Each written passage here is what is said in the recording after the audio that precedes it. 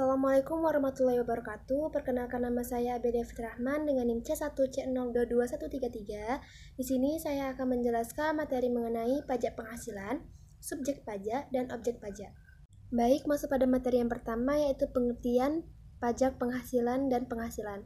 Menurut Undang-Undang Nomor 17 Tahun 2000, PPh merupakan pajak yang dikenakan terhadap subjek pajak atas penghasilan yang diterima atau yang diperolehnya dalam 1 tahun pajak atau suatu pungutan resmi yang ditujukan kepada masyarakat yang berpenghasilan yang diperolehnya dalam tahun pajak untuk kepentingan negara dan masyarakat dalam kehidupan berbangsa dan bernegara sebagai suatu kewajiban yang harus dilaksanakan. Sedangkan penghasilan adalah setiap tambahan kemampuan ekonomis yang diterima atau diperoleh oleh wajib pajak, baik yang berasal dari dalam negeri maupun luar negeri, yang dapat dipakai untuk konsumsi atau penambahan kekayaan wajib pajak yang bersangkutan dengan nama dan bentuk apapun. Masuk materi yang kedua, yaitu subjek pajak. Yang menjadi subjek pajak ada 3. Yang pertama, orang pribadi dan warisan yang belum terbagi.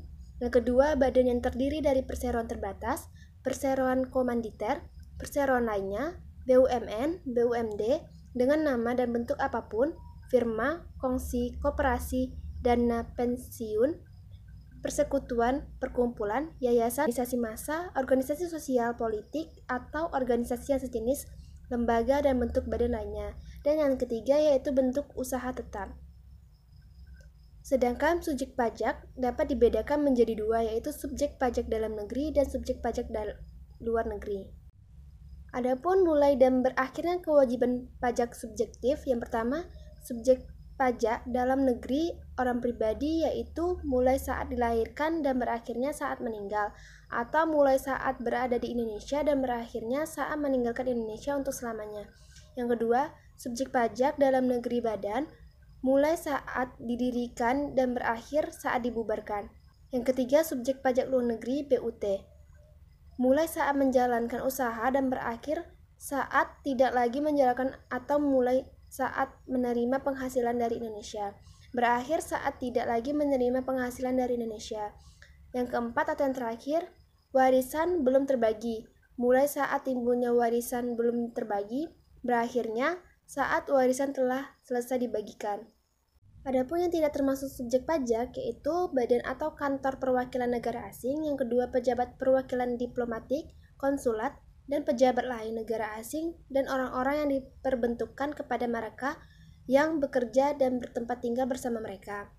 Yang ketiga, organisasi internasional sebagaimana dimaksud dalam Menteri Keuangan nomor 314 /MK-04/1998 tanggal 15 Juni 1998.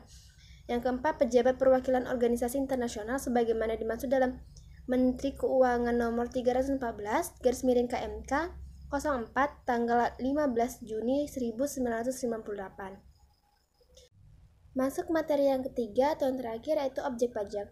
Menurut Undang-Undang Nomor 36 Tahun 2008 menentukan penghasilan sebagai objek pajak. Penghasilan adalah setiap tambahan kemampuan ekonomis yang diterima atau diperoleh wajib pajak baik dari Indonesia maupun dari luar Indonesia, yang dapat dipakai untuk konsumsi atau untuk menambah kekayaan wajib pajak yang bersangkutan dengan nama dan dalam bentuk apapun, termasuk penghasilan atau imbalan atas pekerja atau jasa yang diterima atau diperoleh. Contohnya gaji, upah, tunjangan, honorarium, komisi, bonus, pensiun. Yang kedua, hadiah dari undian atau pekerjaan atau kegiatan dan penghargaan. Yang ketiga, laba usaha, keuntungan karena penjualan atau penghasilan harta ditetapkan oleh Menteri Keuangan. Yang kelima, penerimaan kembali pembayaran pajak yang telah dibebankan sebagai biaya dan pembayaran tambahan pengembalian pajak. Yang keenam, bunga termasuk premium, diskon, dan pengembalian utang, dan lain sebagainya. Sedangkan penghasilan atau objek pajak bagi wajib pajak luar negeri, yaitu penghasilan terbatas pada penghasilan yang bersumber dari Indonesia. Di samping itu juga terbatas penghasilannya yang dibayarkan atau terhutang oleh 1. Badan pemerintah, 2. Penyelenggaraan kegiatan, 3. Bentuk usaha tetap, 4. Perwakilan perusahaan luar negeri dengan penghasilan dalam bentuk sebagai berikut. seperti dividen, bunga, royalti, imbalan, hadiah, dan pensiun. Yang tidak termasuk objek pajak adalah 1. Bantuan atau sumbangan, termasuk zakat yang diterima oleh badan amil zakat atau lembaga amil zakat yang dibentuk atau yang disahkan oleh pemerintah dan yang diterima oleh penerima zakat yang berhak atau sumbangan keagamaan yang bersifat wajib bagi pemeluk agama yang diakui di Indonesia, yang diterima oleh lembaga keagamaan yang dibentuk atau disahkan oleh pemerintah dan yang diterima oleh penerimaan sumbangan yang berhak untuk ketentuannya diatur dengan berdasarkan peraturan pemerintah. Yang B.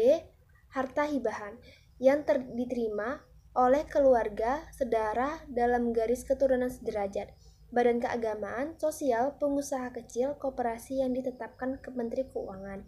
Yang kedua ada warisan. Ketiga, harta termasuk setoran tunai yang diterima oleh badan sebagai pengganti saham.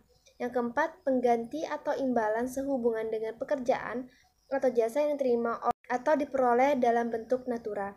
Yang kelima, pembayaran dari perusahaan asuransi kepada orang pribadi sehubungan dengan asuransi kesehatan, asuransi kecelakaan, asuransi jiwa, dan lain sebagainya. Yang keenam, dividen atau bagian laba yang diterima oleh perseroan terbatas sebagai wajib pajak dalam negeri, koperasi BUMN, atau BUMD, dan penyertaan modal pada badan usaha yang didirikan dan bertempat tinggal di Indonesia dengan syarat dividen berasal dari cabang laba yang ditahan. Bagi PT, BUMN, dan BUMD yang menerima dividen kepemilikan saham pada badan yang memberikan dividen paling rendah 25% dari jumlah modal yang disetor. Yang ketujuh, iuran yang diterima atau diperoleh dana pensiun yang pendiriannya telah disahkan oleh Menteri Keuangan. Yang kedelapan, penghasilan dari modal yang ditanamkan oleh dana pensiun sebagaimana dimaksud pada ketujuh tadi. Yang kesembilan, bagian laba yang diterima atau diperoleh anggota dari perseroan komanditer yang modalnya tidak terbagi atau saham-saham persekutuan, perkumpulan, firma, dan kongsi. Yang kesepuluh, penghasilan yang diterima atau diperoleh perusahaan modal ventura berupa bagian laba dari badan pasangan usaha yang didirikan dan menjalankan usaha atau kegiatan di Indonesia, dengan syarat badan pasangan usaha tersebut merupakan perusahaan mikro, kecil, menengah, atau yang menjalankan kegiatan dalam sektor-sektor usaha yang berdasarkan peraturan Menteri Keuangan. Sahamnya tidak diperdagangkan di Bursa Efek di Indonesia. Yang ke-11, beasiswa yang memenuhi persyaratan tentunya yang ketentuannya diatur lebih lanjut dengan atau berdasarkan peraturan Menteri Keuangan.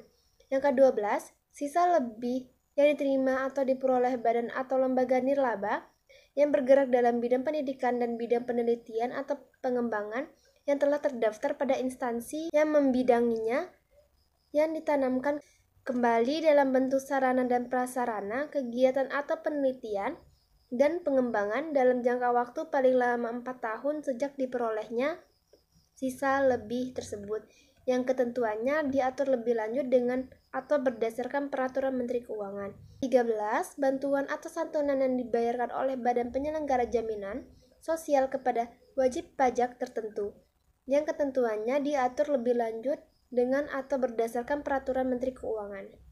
Baik, sekian materi yang dapat saya sampaikan. Kurang dan lebihnya saya mohon maaf. Wassalamualaikum warahmatullahi wabarakatuh.